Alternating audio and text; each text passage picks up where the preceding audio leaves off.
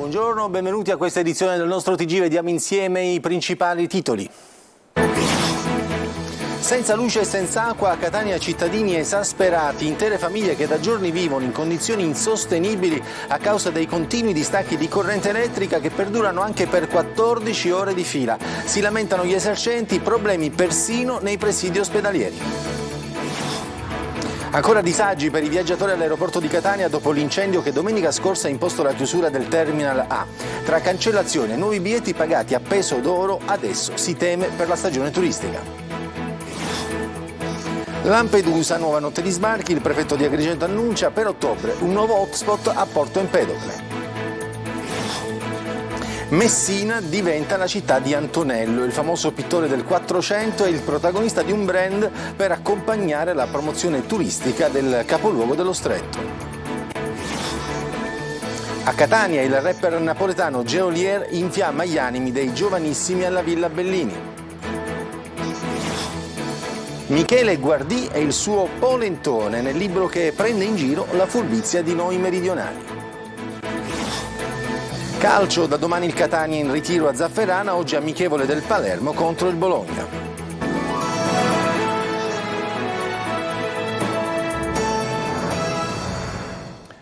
I continui distacchi di energia elettrica a Catania stanno causando numerosi disagi. Cittadini esasperati, costretti a fare i conti anche con problemi legati all'erogazione dell'acqua, si lamentano gli esercenti, non sono risparmiati dai guasti neppure gli ospedali. Sentiamo tutto da Emanuela Corsi.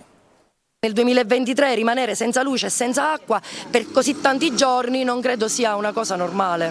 Senza luce né acqua corrente. In questi alloggi popolari di Via Maltese a Catania ci sono circa 160 famiglie che da giorni vivono in condizioni disumane a causa dei continui distacchi di corrente elettrica che perdurano anche per 14 ore. È una situazione insostenibile, ma anche a livello proprio fisico, perché c'è gente che non riesce più a sostenersi. Qui ci sono bambini, anziani, animali domestici, persone affette da patologie. Io ho un padre che ha 84 anni che si è sentito male perché gli è scesa la pressione a 38, quindi mio figlio è un bambino operato. I consumi straordinari di energia elettrica a causa del grande caldo stanno mandando in tilt le cabine elettriche della città e di conseguenza creano danni ai sistemi di rete idrica, lasciando non solo al buio ma anche a secco interi quartieri. Anche in Viale Mario Rapisardi la situazione non cambia. Noi stasera probabilmente con un gruppo scenderemo in Piazza Duomo perché questa situazione è incresciosa. Gli esercenti lamentano gravi danni economici, molte preparazioni vengono buttate. Tutte torte preparate nella mattinata, quindi torte abbattute a meno 20, 8 ore, 10 ore, 12 ore senza luce, immaginate un po' cosa è successo. In questo bar i clienti seduti ai tavolini sono rimasti improvvisamente al buio. A nulla valgono le segnalazioni all'Enel che, come ci raccontano, non dà comunicazione circa l'interruzione di corrente elettrica. Già lo sapevano e non ci hanno comunicato niente, quindi bastava comunicarci che dalle alle del giorno X ci sarebbero stati dei distacchi e noi sicuramente non avremmo avuto queste grossissime perdite che nessuno, e dico nessuno, ci rimborserà mai. Nei giorni scorsi l'assenza di luce e acqua ha comportato la chiusura anche degli stabilimenti balneari della Playa, impossibilitati ad erogare servizi. Disagi anche nei presidi ospedalieri catanesi, Cannizzaro e Garibaldi, che fronteggiano l'emergenza razionando il consumo di energia e utilizzando gruppi elettrogeni a supporto. E continuate a segnalarci i disservizi e le vostre denunce, scriveteci e inviate dei video a TG Sicilia e Sicilia24 al numero 342 che vedete sovraimpressione 7455005. Ditelo al vostro TG, ci occuperemo delle vostre segnalazioni H24. E a proposito di disagi, continuano i disagi all'aeroporto di Catania. Torniamo appunto a parlare dell'emergenza che dopo l'incendio al Terminal A dello scalo di Fontanarossa di Catania ha avuto ripercussioni enormi sul traffico aereo anche nelle altre aerostazioni siciliane. La situazione rischia di colpire pesantemente la stagione turistica e quanto temono anche le agenzie di viaggio che nel frattempo provano a dare assistenza ai clienti in difficoltà. Marco Carli. Sicilia a rischio calo del turismo. Siamo nel weekend che dà il via al grande esodo a livello nazionale, ma l'incendio all'aeroporto di Catania e le conseguenze che ne sono scaturite creano i problemi che sappiamo a chi deve partire, ma anche a chi aveva previsto di trascorrere le vacanze sull'isola, e arrivano le disdette. Oltre al danno d'immagine sicuramente ci sarà anche un danno economico, perché molti turisti che magari dovrebbero venire in Sicilia, stanno decidendo di andare su altre destinazioni che magari gli danno la certezza dell'orario di partenza, dell'orario di arrivo e tutto il resto. Le agenzie di viaggio lamentano l'enorme difficoltà nel fornire le indicazioni necessarie a chi deve riprogrammare i propri spostamenti. In quanto non riusciamo ad avere notizie certe e tempestive da parte sia delle compagnie aeree che dell'organizzazione dell'aeroporto di Catania, quindi della SAC. Inoltre, si fa notare, non ci sono solo i turisti, ma anche chi ha problemi di salute e ha urgenza di trovare soluzioni. Per una questione proprio deontologica ci siamo trovati anche a dover dare supporto a tantissime persone che anziché scegliere il canale tradizionale dell'agenzia di viaggi hanno preferito prenotare online, ma ovviamente online poi li sbatti, cioè con chi parli. Intanto gli aeroporti si dibattono per arginare la crisi. A Fontanarossa è pronta la tensostruttura per ampliare il Terminal C, sono state avviate le operazioni di pulizia e bonifica del Terminal A, effettuato un sopralluogo per capire se è possibile utilizzare parte del Terminal B, l'ex stazione Morandi. L'aeroporto di Palermo pubblica sulla propria pagina Facebook la situazione dei voli ex Catania che arriveranno al Falcone Borsellino. Nel giorno di sabato sono 24. Da 220 voli al giorno si è passati a circa 250. Una riunione con l'ENAC ha però permesso di dare ordine alle procedure. Le compagnie ora programmano e avvisano dei cambiamenti. In aumento il personale handling. A Comiso sono 48 i voli programmati oggi, si stanno accettando anche i charter e c'è anche la presenza delle frecce tricolori che devono esibirsi a Donna Lucata, evento previsto da tempo quando il caos di questi giorni non era nemmeno immaginabile. E della questione aeroporti continueremo a occuparci anche nelle prossime edizioni. Intanto andiamo a Lampedusa, dove non si fermano gli sbarchi di migranti, tensioni per un gruppo di minorenni che è fuggito dal centro di prima accoglienza e che avrebbe danneggiato un'auto e tentato di rubare all'interno di un furgone. Il prefetto di Agrigento, Filippo Romano, promette entro breve tempo il trasferimento di tutti i minori e la realizzazione in autunno di un nuovo hotspot a Porto Empedocle. Davide Sardo. Sale la tensione a Lampedusa tra continui sbarchi, hotspot pieno di persone e fuga di giovani migranti dal centro di prima accoglienza per poi rendersi protagonisti di episodi di violenza in alcune vie principali dell'isola che hanno fatto infuriare i residenti. 11 migranti minorenni sono riusciti a scappare dall'hotspot e avrebbero danneggiato un'autovettura posteggiata in via Roma. Il gruppo avrebbe tentato anche di rubare all'interno del furgone di un corriere. Tutti sono stati rintracciati e riportati al centro di prima accoglienza. I due episodi di fuga hanno già scatenato numerose polemiche, appesantendo ancor di più l'aria di per sé tesa di queste settimane. Qualcuno, pur ammettendo che non sono fatti frequenti, sostiene già di aver paura a uscire la sera. Sulla vicenda è intervenuto il prefetto di Agrigento Filippo Romano, il quale ha assicurato che entro mercoledì tutti i minorenni saranno portati via dall'hotspot, struttura che dovrebbe essere riportata ai numeri consueti entro la fine della prossima settimana, salvo altri eventi eccezionali.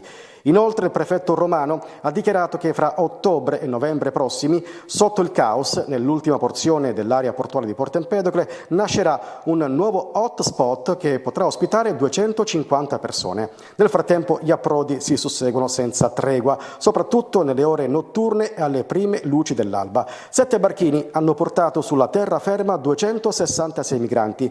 Ieri sull'isola sono sbarcati quasi 1000 migranti attraverso 28 approdi. Sulla prima carretta c'erano perfino 7 donne tunisine incinte e un disabile. All'hotspot di Contrada Imbriacola al momento ci sono oltre 2000 ospiti. Questa mattina 760 sono stati imbarcati sul traghetto Galaxy che giungerà durante la serata a Porto Empedocle.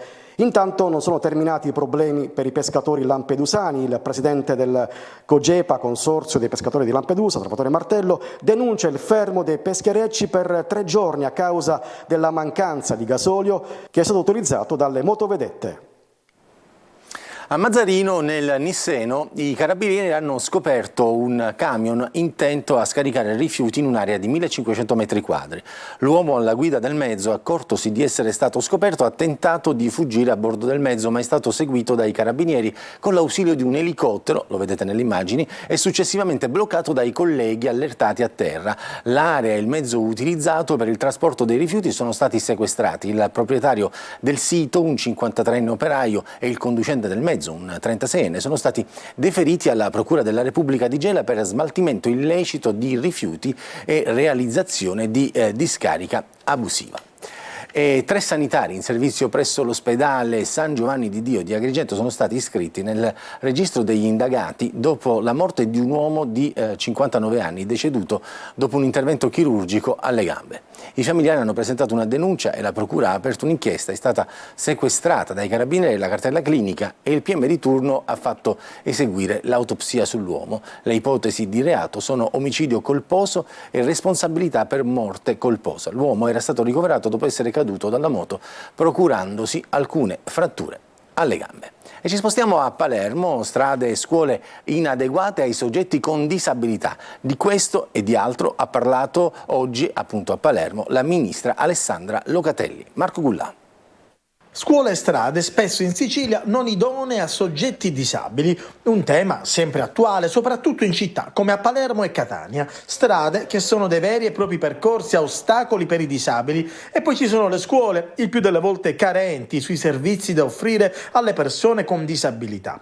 Temi che la ministra Alessandra Locatelli oggi ha affrontato in un incontro a Palazzo dei Normanni. Investimenti da fare, il diktat della ministra. Ci sono tanti bellissimi progetti che si possono attivare e poi ci sono delle risorse. Per esempio noi a livello nazionale destiniamo delle risorse, 12 milioni di euro, che magari non coprono totalmente le spese ma sono sicuramente una spinta, e teniamo conto che queste norme ci sono da molti anni, dall'86-89, quindi insomma stiamo parlando di adeguamenti che non devono essere fatti perché bisogna adeguarsi, ma perché adesso bisogna pensare che tutto quello che si fa lo si deve fare per tutti, che si tratti di una strada, di un palazzo, di un evento, di una festa, qualsiasi cosa. E poi ci sono le scuole siciliane, i parametri spesso non sono compatibili con le necessità delle persone affette da disabilità. Sicuramente c'è da fare un investimento concreto, ma il governo lo sta facendo anche grazie al PNRR, insomma ci sono delle opportunità, però io penso che la cosa che si può fare per il futuro davvero è quella di immaginare di investire di più. Perché ogni persona, e qui parlo di bambini, ragazzi, adulti con disabilità, ha da offrire competenze, talenti che possono contribuire alla crescita del paese. Quindi noi parliamo di scuola, ma parliamo di formazione, parliamo di inserimento lavorativo. Adesso c'è la pubblicità, torniamo subito dopo.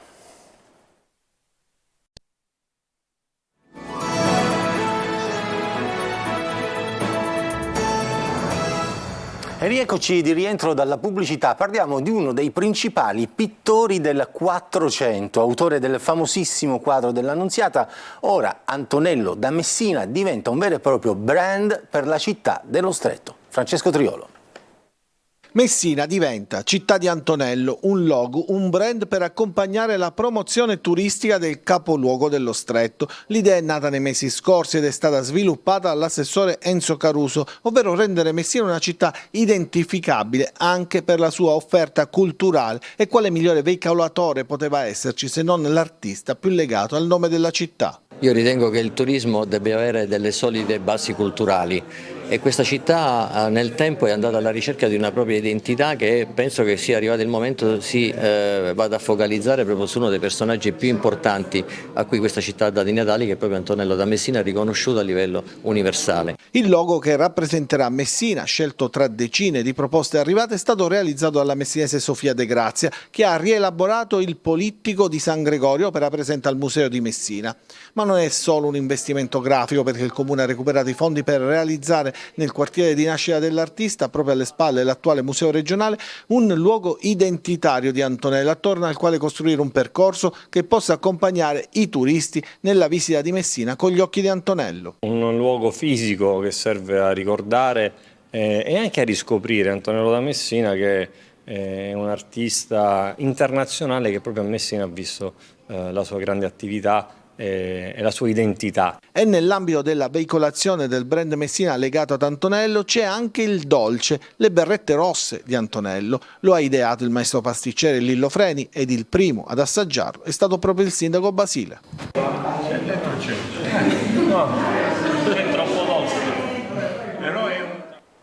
E da Messina ci spostiamo dall'altra parte della Sicilia, a Salemi, nel Trapanese, dove nella sezione archeologica del polo museale realizzato all'interno dell'ex collegio dei Gesuiti è stata inaugurata la teca che contiene i resti del giovinetto di Mocarta, lo vedete nelle immagini, ritrovato nel corso di scavi archeologici. Le analisi condotte con il metodo del radiocarbonio hanno consentito di ricondurre il reperto all'età del bronzo finale, attorno al 1250 a.C. Il corpo venne trovato sotto al crollo di un muro di una capanna incendiata. Gli studi condotti sullo scheletro hanno evidenziato dei caratteri maschili e un'età di circa 10 anni.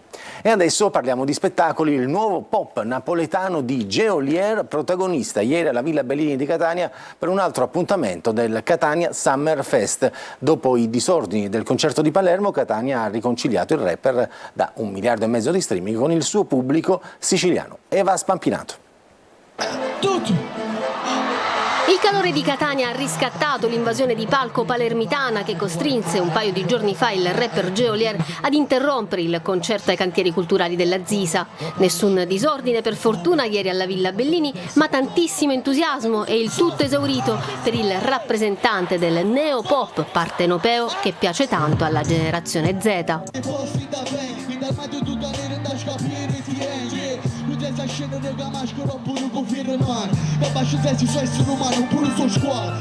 Geolier è il rapper preferito dei preferiti rapper dei ragazzi, che sgomitano per accaparrarsi una sua strofa. Da Gue a Sfere Basta, da Noi Narcos a Luché, da Ernia a Lazza, passando per i produttori seriali di Tormentoni, Takagi e Chetra.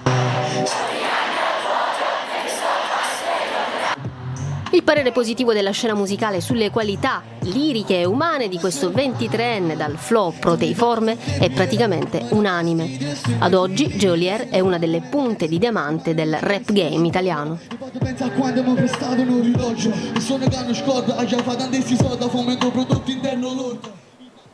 Si intitola Il Polentone, è il secondo libro del regista televisivo Michele Guardì, presentato nella sua Agrigento, un romanzo degno della migliore commedia degli equivoci per metterci in guardia dalla furbizia, tra virgolette, di noi meridionali. Pronto a sfornare anche il terzo libro e a tornare a lavorare in televisione e a teatro, lo ha incontrato Davide Sardo. Il regista televisivo Michele Guardì è tornato nella sua Agrigento per presentare il suo ultimo libro, Il Polentone, nell'ambito della terza edizione della rassegna editoriale Libri in Cortile, che si svolge ogni estate nel centro storico.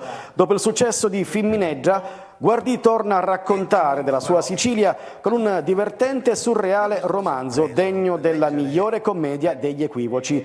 La storia immaginata dal regista è ambientata negli anni 70 a Castroianni, un piccolo paese della sua regione d'origine. Qui si snodano le vicende legate alla sindaca Calì, da anni avvezza alle manette, alle prese con l'arrivo di un funzionario torinese della DC, giunto in paese per accertare l'esistenza di un falso tesseramento. È un racconto di una storia che io mi sono prefisso di mettere su carta perché mi affascinava l'idea di ribaltare la logica dei siciliani, che siamo i più furbi di tutti. Arriva un polentone e ci frega. E lo faccio anche perché i ragazzi, lo dico sempre, si mettono in testa, parlo dei siciliani, che non è che la furbizia è un fatto di regione, è un fatto personale, c'è chi è più furbo e c'è chi è meno furbo.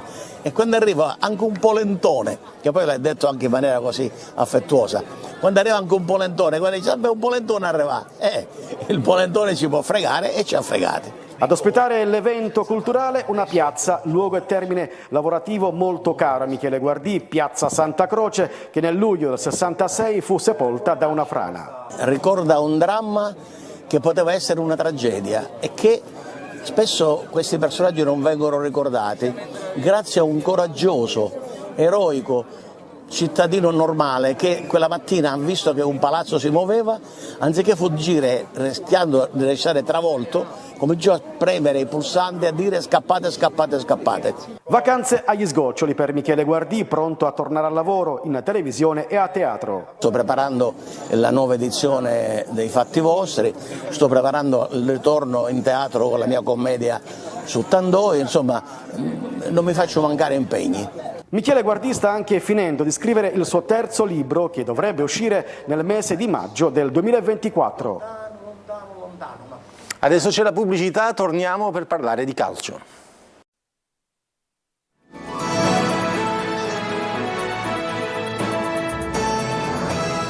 Ed eccoci di rientro dalla pubblicità, parliamo di sport, di calcio. Il Catania di Tabiani, ieri presentato alla stampa, ai nastri di partenza della nuova stagione. Da domani scatta il ritiro a Zafferano Ateneo, ci saranno tutti i nuovi acquisti, compresi Bocic e Zammarini. Intanto è caccia all'attaccante Marco Carli. Michele Rocca e Antonio Mazzotta, 2 nuovi acquisti già da qualche giorno in città e ufficializzati dal Catania. Sono fra i giocatori che parteciperanno al ritiro di Zafferana da domenica con Tabiani. Michele Rocca, scuola Inter, è esordito in A con la Sampdoria in Serie C, ha vissuto 4 stagioni conquistando sempre l'accesso ai play-off, nel 2018 con la Feralpi Salò, poi 2 stagioni a Foggia, nel 2023 a Novara. È una piazza importante, questo lo sanno tutti, ma poi soprattutto perché la filosofia della società e l'ambizione della società rispecchiavano quello che stavo cercando. Mi piace fare un po' tutto, sia fase offensiva sia fase difensiva. Per Mazzotta invece si tratta di un ritorno, ha giocato in B col Catania, in A con Cesena e Pescara, poi a Crotone ha ottenuto la promozione in massima serie. Sono veramente felicissimo di tornare a Catania, non vedo l'ora di iniziare questo ritiro. Con tanti stimoli, con una società ambiziosa e niente, non vediamo l'ora di iniziare questo campionato. In ritiro ci saranno anche gli attaccanti Gabriel Popovic e Milos Bocic, oltre al centrocampista Roberto Zammarini. Ci mancano ancora 5 giocatori, di cui un portiere, 2 difensori, una punta centrale e strada facendo penso pure un esterno d'attacco. La valutazione che stiamo facendo su questi giocatori, la riflessione è perché non vogliamo sbagliare, quindi stiamo facendo delle valutazioni su tanti difensori e dei portieri e penso che fra una settimana la squadra sarà allestita. Altra amichevole invece per il Palermo, che oggi pomeriggio a Rovereto affronterà il Bologna dopo lo scivolone con la Virtus Verona. Eugenio Corini oggi si aspetta risposte dalla sua squadra. Marco Gullà. Prove tecniche di preparazione. Il Palermo dopo lo scivolone con la Virtus Verona si prepara all'amichevole di oggi pomeriggio alle 18 a Rovereto contro il Bologna. In questa primissima fase della stagione i risultati, si sa, contano poco o nulla, ma Corini vuole vedere dei miglioramenti nel suo 4-3-3. Il Palermo ha recuperato Stulaz e Aurelio e Corini può quindi sviluppare al meglio i suoi concetti del 4-3-3 che erano mancati in parte con la Virtus Verona. Il tecnico dovrebbe puntare ancora su quel modulo che sarà quello base della prossima stagione. Ci sarà spazio anche per il giovane portiere Desplanche, vice di Piacelli. Sono un giovane, arrivo qua in punta di piedi con tanta umiltà e tanta voglia di lavorare. Il mister appunto è stato chiaro con le gerarchie, quindi io dovrò solo lavorare al massimo per farmi trovare pronto quando ce ne sarà bisogno. Ieri la presentazione delle maglie, un evento che si è sdoppiato tra Mondello e Trentino Alto Adige, dove i rosa sono in ritiro.